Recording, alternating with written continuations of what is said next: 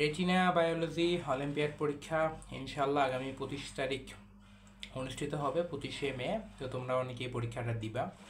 তো এই পরীক্ষাটা একটা গুরুত্বপূর্ণ পরীক্ষা এবং এই পরীক্ষা দেওয়াটা তোমাদের জন্য ইম্পর্টেন্ট। তোমরা ইনশাল্লাহ আশা করি সময় সুযোগ পেলে এই পরীক্ষাটা দিও। এই পরীক্ষাটার মধ্যে অনেক ব্যাপার আছে। এই পরীক্ষায় ভালো করার উপর অনেক কিছু ডিপেন্ড করবে। তো এই পরীক্ষায় বেসিক্যালি যেটা হয় যে তোমাদের যেদিন 25 তারিখে পরীক্ষা হবে এর আগে তো তোমরা ইনশাল্লাহ অবশ্যই রেজিস্ট্রেশন করে রাখবা। তো রেটিনা থেকে তোমাদেরকে ইনশাল্লাহ একটা মেসেজ যাবে। তো আমাদের সময় তাই হয়েছিল। তো মেসেজ যাওয়ার পরে তোমাদেরকে বলবে যে অমুক সেন্টারে পরীক্ষা, যেরকম আমার তেজগাঁ মহিলা কলেজে সম্ভবত পরীক্ষা হয়েছিল আরও 3টা বছর আগে, আমার ঠিক এখন এক্স্যাক্টলি মনে নেই। তো তেজগাঁ মহিলা কলেজেই সম্ভবত ছিল, পরীক্ষা দিয়েছিলাম। তো ওই যে পরীক্ষাটা হবে সেই পরীক্ষার আগে তোমাদের একটা মেসেজ চলে যাবে, তোমরা মেসেজ পাবা, সেই অনুযায়ী তোমাদের সেন্টার এবং কখন পরীক্ষা হবে সেই টাইম তোমরা ইনশাল্লাহ জেনে যাবা। তারপরে তোমরা যখন ইনশাল্লাহ পরীক্ষাটা দিতে যাবা, পরীক্ষা দেওয়ার পরে তোমরা মোটামুটি একটা অফিসিয়াল ভাইব পাবা আশা করি। আমাদের পরীক্ষার মধ্যে যেটা হয়েছিল যে আমরা যখন পরীক্ষা দিতে গেছিলাম সেই সময়ে আমরা একজন স্ট্রং ভাইয়া গার্ড পাইছিলাম এবং আমরা মোটামুটিভাবে অনেকটা মেডিকেল ভর্তি পরীক্ষা যেরকম হয় বা অ্যাডমিশন ভর্তি পরীক্ষা যেরকম হয় ওরকম একটা ভাইব পাইছিলাম সেখানে। এবং ভাইয়া খুব ভালো স্ট্রং গার্ড দিয়েছিলেন আর ভালো গার্ড ছিল, আমার কাছে ভালো স্ট্যান্ডার্ড মনে হয়েছে। এবং প্রশ্ন যেটা ছিল সেই অনুযায়ী আমাদের সেই সময় শর্ট সিলেবাস ছিল। তো শর্ট সিলেবাসের বায়োলজির যে চ্যাপ্টারগুলো ছিল সম্ভবত 7টা কি 8টা চ্যাপ্টার ছিল তখন। তো সেই 7টা বা 8টা চ্যাপ্টারের উপর এমসিকিউ পরীক্ষা ছিল। তো প্রশ্নগুলো খুব একটা যে কঠিন ছিল তা না, স্ট্যান্ডার্ড প্রশ্ন ছিল। প্রশ্নগুলো মেইনলি বোর্ড পরীক্ষায় যেই প্রশ্নগুলো হয় ওরকমই হয় এবং আরও কিছুটা স্ট্যান্ডার্ড লেভেলে হয়। মানে হলো তোমার যে বায়োলজির যে এসএসসির সিলেবাসটা আছে, এসএসসি তোমাদের ফুল কি শর্ট আমি ঠিক এক্স্যাক্টলি জানি না, তবে তোমাদের 25 ব্যাচের এসএসসির বায়োলজিতে যে সিলেবাসটা আছে, যে অধ্যায়গুলো আছে, সেই অধ্যায়গুলোর উপরেই পরীক্ষা হবে এবং সেই অধ্যায়ের উপর তোমার ভালো মতো যদি ইনশাল্লাহ তোমার পড়া থাকে, ভালো মতো সবগুলা বিষয় তুমি যদি ভালো মতো পারো, তাহলে ইনশাল্লাহ আশা করা যায় 100টার মধ্যে তোমরা ভালো মোটামুটি 75+ বা 80+ ইনশাল্লাহ ভালো মতো অ্যান্সার করতে পারবা। আর খুবই ভালো মতো যদি বুঝে পড়া থাকে তাহলে আশা করা যায় ইনশাল্লাহ 90 বা তার বেশি অ্যান্সার করতে পারো। তো আমাদের সময় আমি আলহামদুলিল্লাহ ওখানে জোনে পুরস্কার পাইছিলাম, জোনাল পুরস্কার ফার্মগেট ব্রাঞ্চে। আর সেই পরীক্ষাটায় আমাদের সময় যেটা হয়েছিল সেটা হলো কি 90-এর উপরে কম মানুষই পাইছিল, বেশি মানুষজন পায় নাই।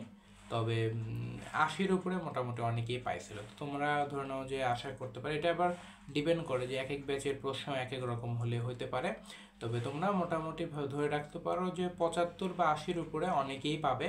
এর নিচে পাইলে কিন্তু তোমরা পুরস্কার পাওয়ার আশা একটু কমে যেতে পারে।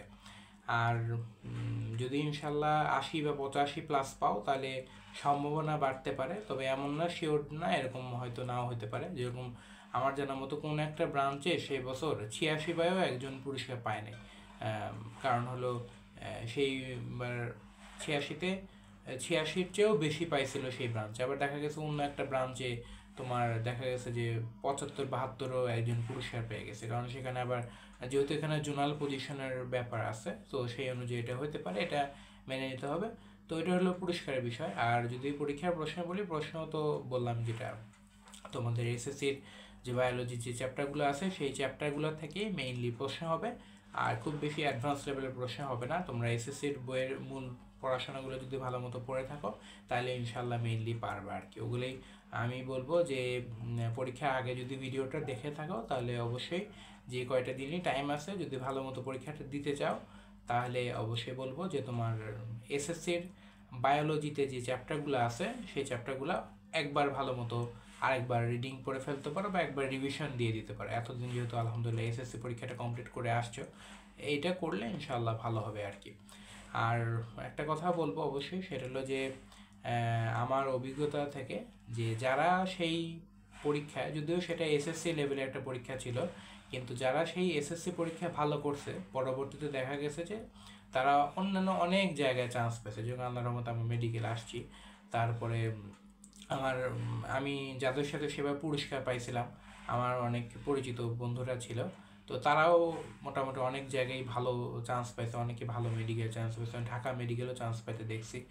এবং অনেকে খুব ভালো করে, এবং যারা এই পরীক্ষাগুলো ভালো করবে তাদের বুঝবা যে তারা এসএসসি লেভেলে পড়াটা ভালো মতো পড়ছে। তো এই পরীক্ষা ভালো করাটা তোমার জন্য ইম্পর্ট্যান্ট।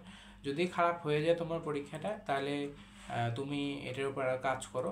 এমন হইতেও পারে তুমি ইনশাল্লাহ এই পরীক্ষায় যদি খারাপও করো, তাও ইনশাল্লাহ যদি পরে আবার পড়াশোনা করে কামব্যাক দাও, ইনশাল্লাহ আসা সম্ভব। তবে এই পরীক্ষায় ভালো করা একটা ভালো ইন্ডিকেটর যে তুমি একটা রাইট ট্র্যাকে আসো, এইটা বুঝাবে। তো এই পরীক্ষাটা ভালো করে দিও। আবার এই পরীক্ষা খারাপ হয়ে গেলে এমন না সব শেষ, তোমার সুযোগ আছে। তবে পরীক্ষা ভালো করলে তুমি এক ধাপ আগায় যাবা, আশা করি ইনশাল্লাহ এক ধাপ আগায় যাও। আর কোনো প্রশ্ন বা কোনো কিছু জানতে চাইলে কমেন্টে জানাও, ইনশাল্লাহ অ্যান্সার দিয়ে দেবো।